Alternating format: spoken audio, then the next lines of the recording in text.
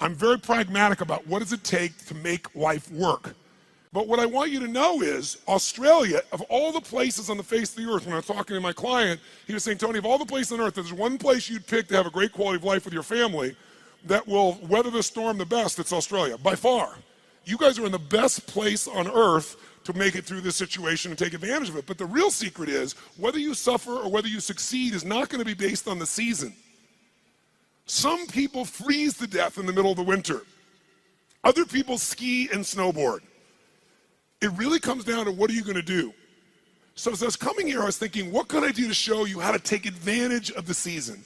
What can I do to show you how you can absolutely, doesn't matter what the season is a bad season financially a good or bad time to start a business? Tell me, which one? When the economy is toughest, is it a good or bad time to start a business? You tell me. Which one? Well, of course, that's what he expects me to say is good. But it's the truth.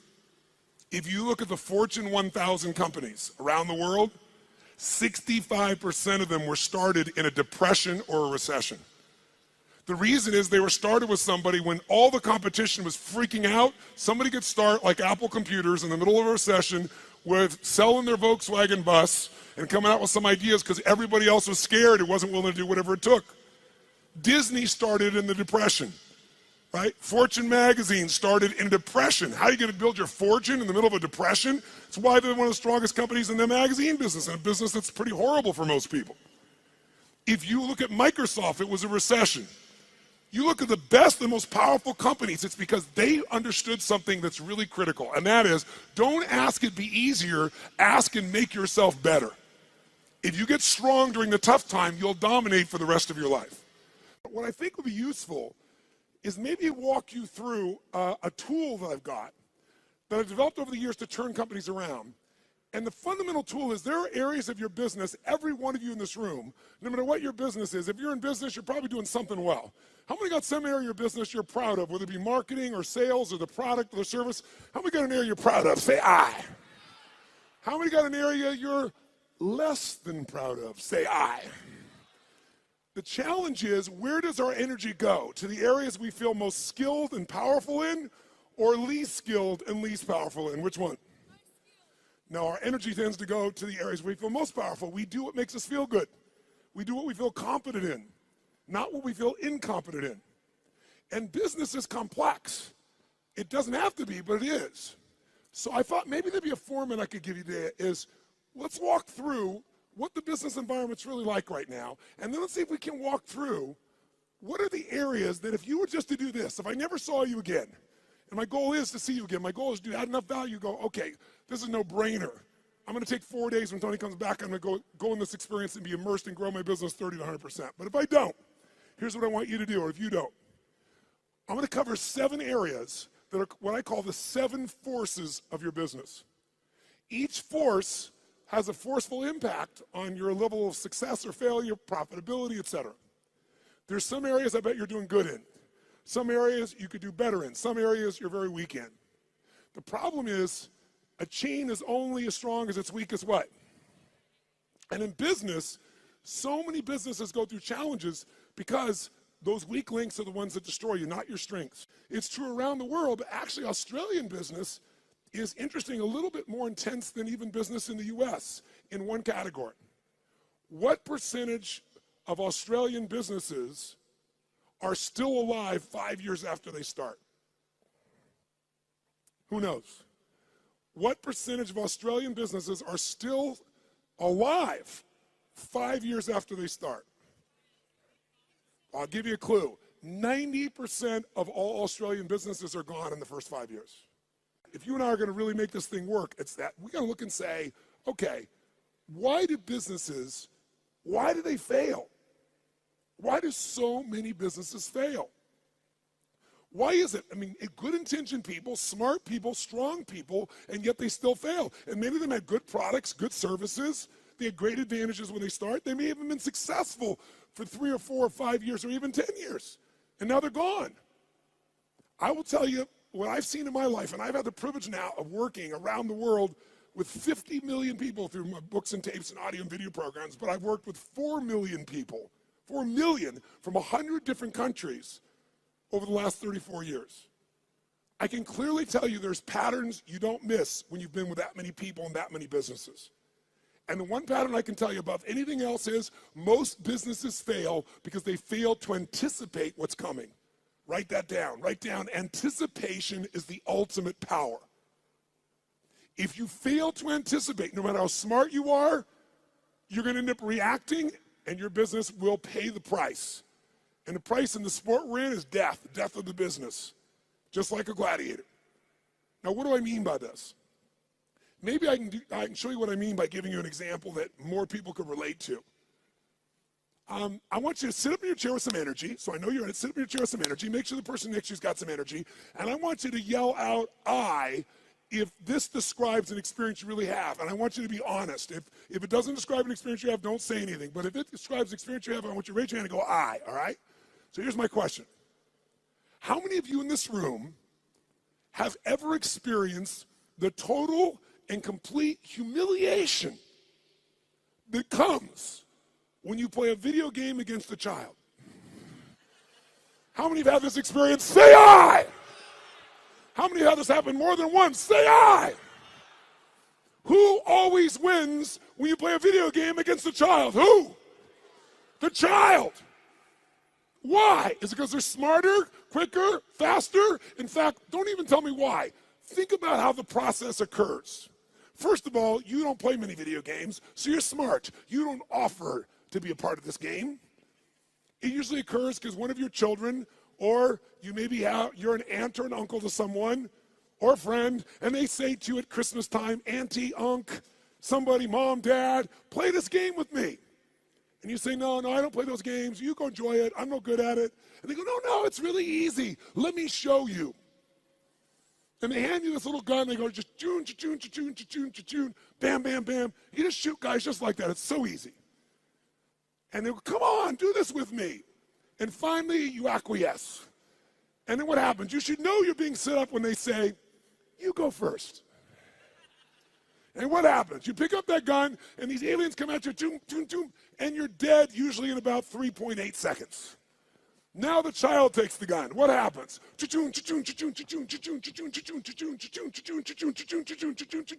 And about 45 minutes later, you get your second turn.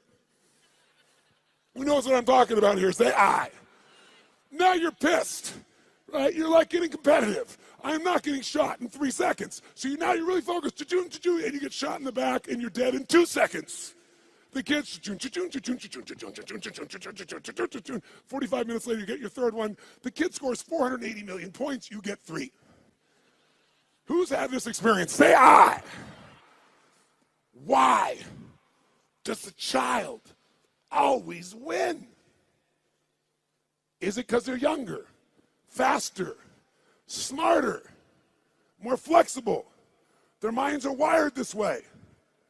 No, listen to me. The child always wins because they played this game before. And because they played the game before, listen to me, key words, they know the road ahead. And if you know the road ahead, you have the ultimate advantage over everyone around you. You must know the road ahead. Why? Because when you know the road ahead, you can anticipate. Write it down again. Anticipation is the ultimate advantage in business and in life. Anticipation, when you know the road ahead, you know what's coming. When you know what's coming, you can anticipate. When you can anticipate, what's the benefit of anticipation? When you anticipate, you're ahead of the game. If you're not anticipating, what do you have to do? React. And when you're in the game of business and you react, you're going to die. It's that simple. I don't care who you are. I don't care how long you've been in business. If you find yourself reacting, you're going to die. You're in business and you didn't anticipate some of the challenges coming up with technology, and all of a sudden it eats you up in a week, in a month. What you built 5, 10 years ago disappears. Who's seen this happen and knows what I'm talking about is real here? Say I. So we're talking about the most important skill of all here. Anticipation, because otherwise you're reacting. Why does the kid succeed? They played it so many times. Guess what they know when the game starts? First bad guy's here, second bad guy's here, third bad guy's here. They don't wait, they anticipate, and they take control. If there's one gift you could give yourself, is to know this. Write this down if you would. The biggest chokehold in any business, is always the owner/leader. It's the owner-leader's psychology or skills. The biggest chokehold in any business is the owner-leader's psychology or skills. Your mindset, what eats you up is you don't know what's coming.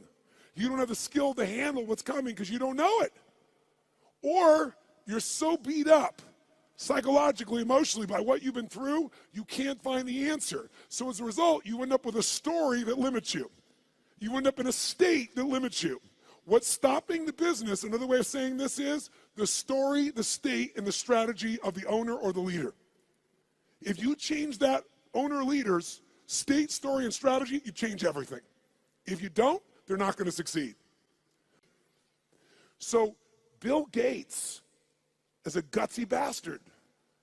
Bill Gates has the guy took big risks. He was at Harvard, had a great education set up, wasn't doing so good, but he read a magazine article about the first personal computer called the Altair.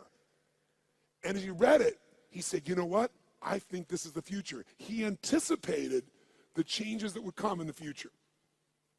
But he had guts and he took a risk. That's why he's who he is. He called the guy up and he said, listen, I see you got this new computer. You guys need software for that. He said, I've written software for it that'll make it run perfectly. Was that true? Yes or no? It's total bullshit. He made it up. He was just being gutsy and saying, if I tell the guy I've got software and he says, come see me, I'm going to figure out how to do it. Pretty ballsy. Sure enough, the guy said, bring it to me in 3 weeks. So he had 3 weeks to come up with software between he and his partner. And he worked around the clock. And literally, when he went to Altair in New Mexico to show this software, he didn't have a computer to test it on. He didn't know if it was going to work for sure. Thank God for his future, it worked. It was a gutsy, risky thing. He invested all his time and energy. He blew off his school. He did everything. And thank God for him, it worked. But that didn't make him wealthy. You know what made him wealthy? Something called MS-DOS. MS-DOS was software that he did not write. He bought MS-DOS that made him $3.5 billion for $50,000. Bill Gates bought it for $50,000 from somebody else. He saw IBM and he was studying his competition. And he said, they think they're in the computer business, and I think the computer business is going to become a commodity at some point in the future. I want to control the intelligence that controls those computers. So what I'm going to do is I'll offer the software and I'll just go buy it from this kid over here. Now, $50,000 is a huge sum of money. Most business people don't have guts, they don't take risks, and they don't invest. He said, I got to do this. Rolled the dice, got it locked up, went to IBM and convinced them. Now, IBM wanted it. What did IBM want to do? They wanted to buy it from him. He said, no, I'll rent it to you. They said, no. He said, look, you're not in the software business anyway. You're in the computer business. You don't want software. Software changes. You don't know that area. Let me do this for you. The biggest strategic, remember I said your life is controlled by your what? Decisions. That decision made him wealthy. That decision for IBM made them a has-been in a short number of years. You have to anticipate the shifts. Am I making sense with you here? Yes or no? So, what's the solution? The solution, listen to me, is constant and never-ending improvement on the areas that control the success or failure of your business. Constant, never-ending improvement. It doesn't have to be huge, but it has to be constant. Incremental improvements in the areas that matter on a regular basis, and you will dominate as long as you also anticipate. So let me give you 7 real fast because I'm on tight on time. Let me give you the first of the 7. Let me show you how it works. I'm going to start with the end in mind. If you're going to be successful in business, the end outcome, what makes somebody successful in business is not that they make a sale. If all you do is make a sale, you made a little money. To have a business, it has to be sustained. To be sustained, you have to build clients, or at a minimum, what I would call raving fan clients, raving fan customers.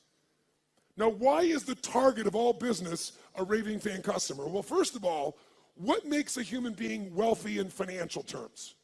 What will make you wealthy is only one way to get wealthy and stay wealthy.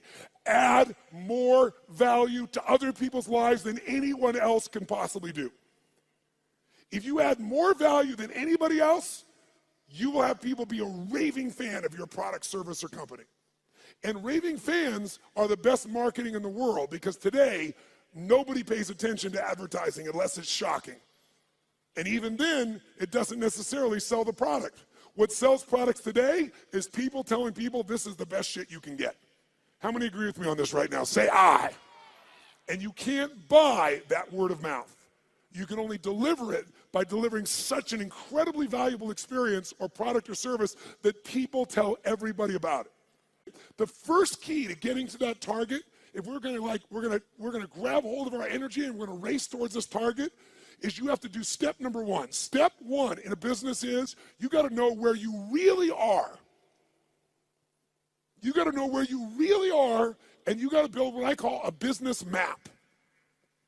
Now, what do I mean by a business map? Well, think of it this way. How many of you in this room have a 5-year business plan right now for your company? 5-year business plan, raise your hand. Now, a group of 9,000 people, I'm seeing maybe a dozen hands. The reason you're seeing a dozen hands is because even if you have to do a 5-year plan, it's bullshit. And I'm not being disrespectful. It's bullshit. Why is it bullshit? Everyone tell me. Why is a 5-year business plan in the world we live in today total bullshit? Why? Because the world is changing so fast, you have no clue what's going to be here in 5 years. You're kidding yourself. So what do you throw up your hands and just hope it works out well? That's a disaster too. What you need is a business map. A business map means you understand the territory. You understand what's happening, where it's happening, so as you're moving along, you can adjust with that map to get where you want to go as the environment changes. The way you frame what business you're in to yourself is the single biggest limit in your business, and I promise you it's limiting who you do business with as well. You know, if you ask Peter Drucker, one of the greatest business geniuses of all time, he used to say, there's really only one question, maybe two in business. His question is, what business are you in, and how's business? You must control the meaning within yourself, within your team, and then the way you market it. But you can't do that until you're crystal clear what business you're in. And every 7 weeks, you should be digging in deeper to what business you're in, or you'll ask a third question. What business do you need to be in? Because let me tell you something. You didn't experience in 2008 in Australia what the rest of the world did, but you're going to experience some of what the rest of the world has experienced coming soon. You're going to experience it in your real estate market, you're going to experience it in your shares market, and you're going to experience some unemployment on a much larger scale than what you guys are uncomfortable with right now. It's coming. I'm not here to be Mr. Positive, and I'm not being negative. I'm saying it's coming, so you want to take advantage of winter, not let it freeze you to death. And you can, because when everybody else is scared and hesitating, if you're doing the things I'm showing you, you will take their market share and you will dominate. Even if you're a little guy, you can become a big guy in this time. Because the time in which things change is tough times. That's when little guys become big guys. Because the big guys are doing the same boring shit over and over again and they're not flexible. But I got to tell you something. In order to succeed in your business, you got to fall in love with your clients and not with your products and services. But here's the other question. What stage of the life cycle of a business are you in? Listen to me. This understanding is the most important understanding of all, and I can't give it to you all here. I take a day on this. When I say I give people $1 million guarantee, the reason I'm giving that $1 million guarantee and no one ever takes me up on it, I think 2 times in 3 years someone's taken me up on it, and when they did, I've been glad because I didn't want a stupid person in my seminar. I was like, if you can't see this is going to save you $1 million and make you $1 million, you shouldn't be in here, right? I'm happy to refund your money. Is this material. And this material is understanding the life stage of the business. See, businesses have life cycles just like humans do. So watch this for a second. Which can get into more trouble, an infant or a toddler? Quick, nice and loud. Which one? Nice and loud. Which one? Why? Because the toddler's more mobile. They can go, what does this rock taste like? Right? Which one could get more in trouble, a toddler or a teenager? That's right. Tell me, if you give your car to a teenager and you say, drive it never above the speed limit, what can you promise and guarantee they're going to do? Are they going to speed, yes or no? And the worst thing that can happen is they get away with it. Let me explain what I mean. Businesses have stages of development. What did I tell you was the most important thing to business? The power of anticipation. What if there was a way to know in advance what problems you were going to have in your business before they happened? You knew exactly what they were, how they were going to happen, and what to do to prevent them right now, no matter what stage you're in. How many think that'd be worth its weight in gold? Raise your right hand, say aye. That's what happens when you understand the stage. Let's go to number 2. The second key force of business you got to be working on is constant strategic innovation. Now, what the hell does that mean? Sounds so complex. Strategic innovation. Notice I didn't just say innovate. You can innovate, and it may not make a difference. And innovation takes time, energy, and money. It's got to be innovation the customer cares about. Let's go back to Peter Drucker for a moment. Peter Drucker has always said that the core of all business is only 2 things. If a business is successful, these 2 things are its core: innovation and marketing.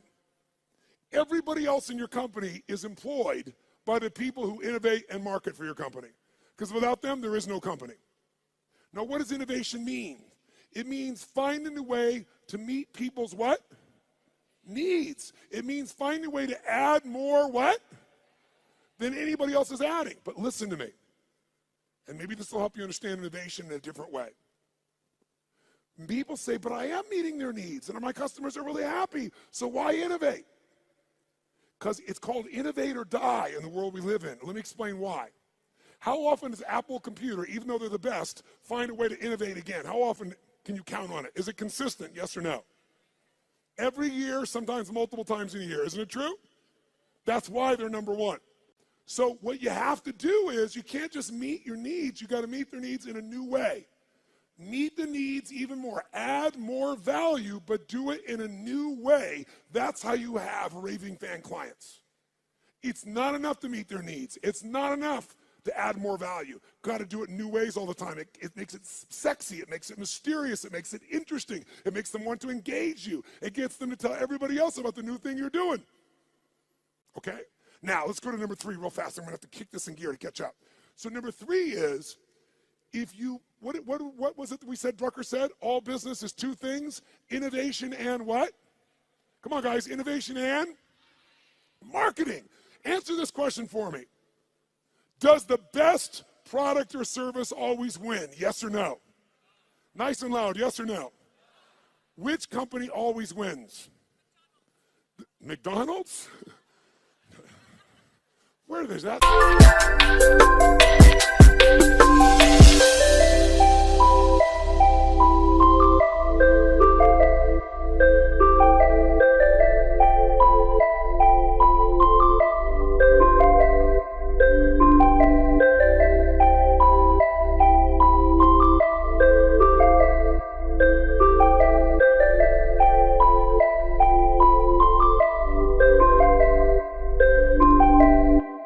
Should come from. No, the best marketed product or service, for better or worse. And let's use McDonald's, okay, ma'am? That's a good example. Tell me something. Perfect example. Does McDonald's make the best tasting hamburger in the world? Notice we got a universal 9,000 person response. No. Is it the tastiest? Is it the best quality? Yes or no? But it is the best what? Marketed, as you would say, marketed in the world. I call it marketed. The point of the matter is, this company understands marketing, and even though they have a shit product, they got billions and billions and billions of people to eat that shit. Now, here's the problem with marketing today, and it's a significant problem. I want you to think about this.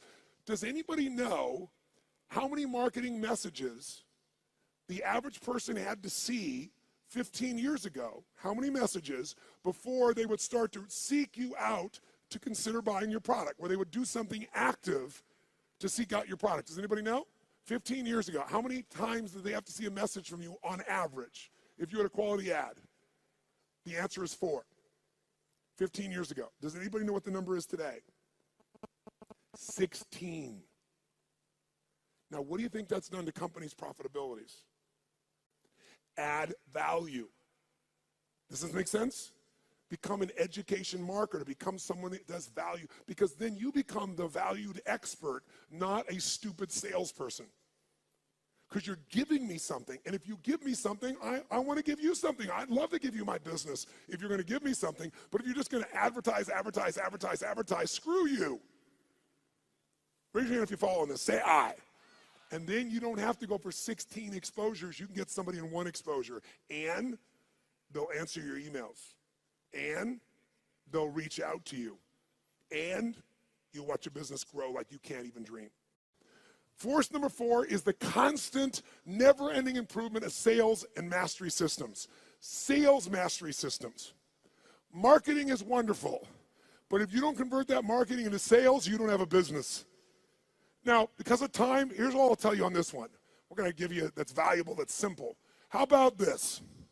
How many of you right now in this room have a business that's primarily done with no salespeople, all on the web? Raise your hand. No salespeople, all automated. Raise your hand if you have salespeople. If you have salespeople that work with you, the majority of you. If you have an automated business, no matter how good it is, you don't want a one-legged stool. A one-legged stool at one point can get in trouble and you collapse. You want at least 3 legs, and one of those legs, as a minimum, has got to be a sales team. Now, how can you grow, though, when you're a brand new small business or you've been around a while? Well, technology today allows us to be able to hire people to go to work for us literally 24/7, 365 all around the world. We literally have more than 150 people that work for one of my companies, all of which live in different parts of the world, all of which we know only by way of our experience of them, by way of Skype calls where we can see them and coach them, but we measure them better than the persons in the same room with us in the old days. We know what they're doing every moment. We know people are responding. We know everything because it's all fed to us by the web. We have virtual companies now. So if you don't have a lot of resources, we can show you how to get 3 or 5 salespeople in your little company, like these couple of guys here that right now are operators. What if you had 3 people that their entire life was about how to make sure they filled your business? Well, you wouldn't have one little location, you might have 5. But here's what I can tell all of you, just give you one quick hint in this area in the time that we got. Write down one thing. Great salespeople are not trained, they are found. Great salespeople are not trained, they are found and then trained to be even better. And this is coming from a guy that's trained 2 million salespeople in the world. I did that for 15 years. It's one of my jobs. Here's what I mean by this. Write down this phrase. Nature is the most powerful factor. Nature is the most powerful factor. If I was going to give you something in 2 seconds right now, I'd say it's this. If you're going to get a great person to sell for you, you can train somebody all day long, but their nature has to match the job.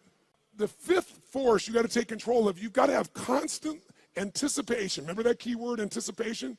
So you're not reacting, you're anticipating, you know the road ahead in 2 areas of your business.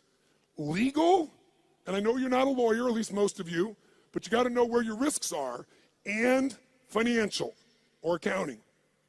Now, how many of you in this room as business owners hate accounting? If you're with me, brothers and sisters, can I have a hallelujah? However, unfortunately, even though you hate it, how many of you in this room have ever been bitten in the bum, so to speak, because you thought the numbers were one thing or they meant something or your cash was one level and it was another? Some accounting piece that really, really hurt you at the time. Who's had this experience before? Raise your hand nice and high. Say I. I want to tell you something. More companies go down because most of you in this room do not like accounting, and I do not want to sell you on being an accountant. What a boring-ass job. But I do want to sell you on knowing enough of this that you can run that accountant or that CFO, because you still have to lead, and if you don't, you'll become part of the 99% that fail. I don't care how big, smart you are, I don't care how much your sales are. Learning how to manage your business includes the economics, and we take half a day and make it fun so that you can kick ass with any CFO or accountant, and you can ask them questions they don't know. Let me ask you 2 questions real fast. Question 1, how many of you have a specific day of the month that you always go through your financials and you never, ever miss on your business? Raise your hand. Keep your hand up and look around the room. It's not even 3% of the room that does this. That's why 99% go out of business. Remember I said in the beginning, what is the chokehold in the business? It's the psychology and the skills of the entrepreneur. If you don't develop the skill of knowing how to manage the finances, I don't mean write it down and do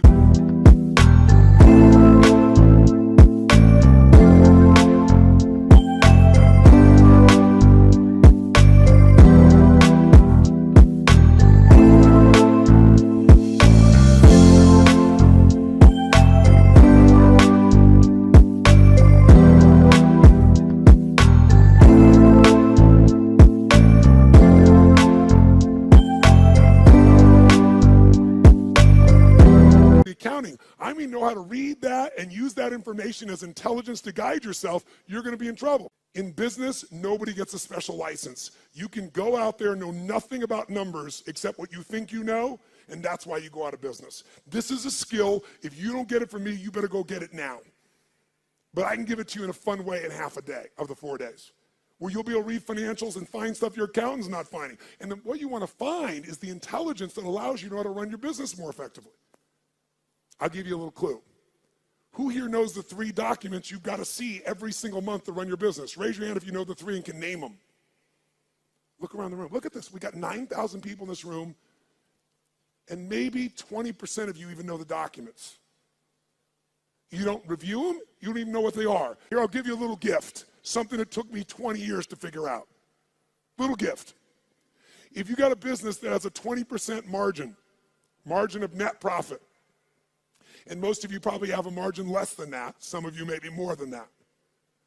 But if you have that and you just cut 12% of your costs, 12% of your costs on a 20% margin company, you'll grow your profits by 50%, meaning you'll have a 30% margin.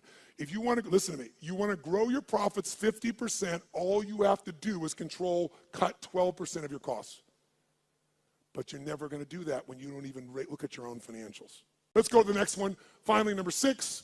Number 6 is, what if I said to you there was treasure in your business, and that treasure is just waiting for you to come by and pick it up?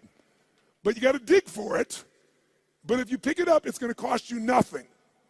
What if I said to every one of you in this room, no bullshit, no hyperbole, no exaggeration, in the next 6 to 12 months, 18 months at the outside, in a tougher economy even, you could grow your business 30 to 130%, no exaggeration, no hyperbole.